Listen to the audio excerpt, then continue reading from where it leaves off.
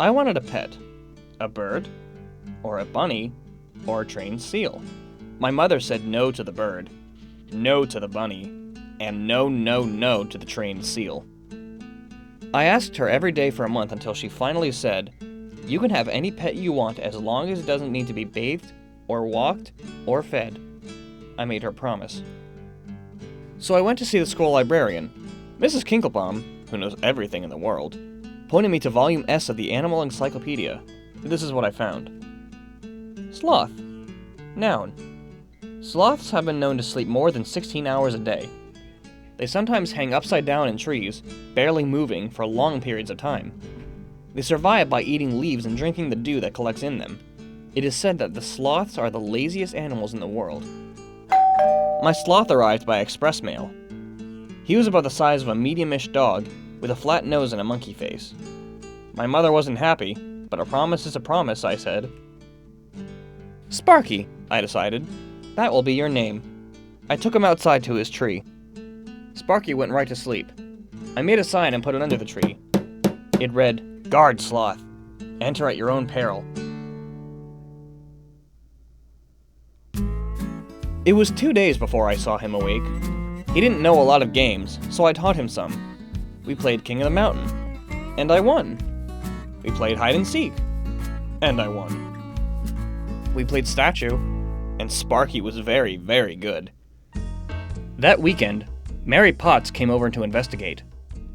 Before she even took off her coat, Mary said, "Let me see your new pet." I had some worries, but I took her out to Sparky's tree. He opened his eyes and looked at us. Then he closed them again. I rubbed his belly, but it was too late. We stood there for a while, watching him sleep. His fur ruffled gently in the breeze.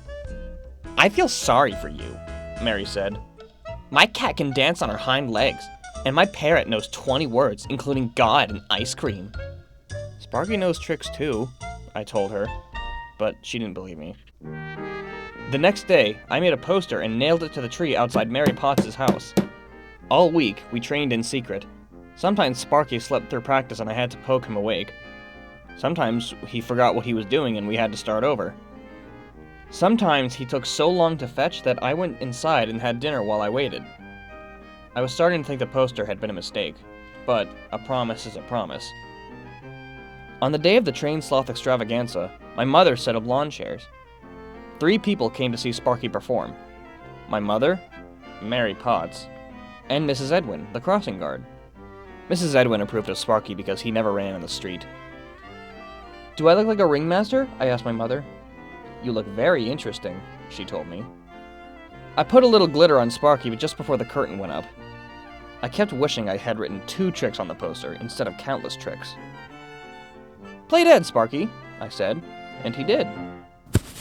"Roll over," I said, and he didn't. "Speak," I commanded. We all waited, and waited. "Speak?" I said. Sparky looked at me. The only thing you could hear was the wind in the trees. "He has a very pretty coat, doesn't he?"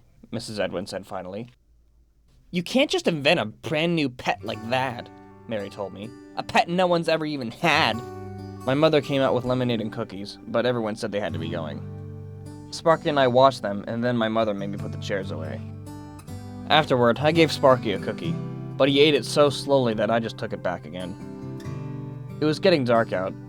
I looked at him and he looked at me. You could hear all the neighborhood dogs barking. I reached over and tugged him on his claw. "You're it, Sparky." And for a long, long time, he was.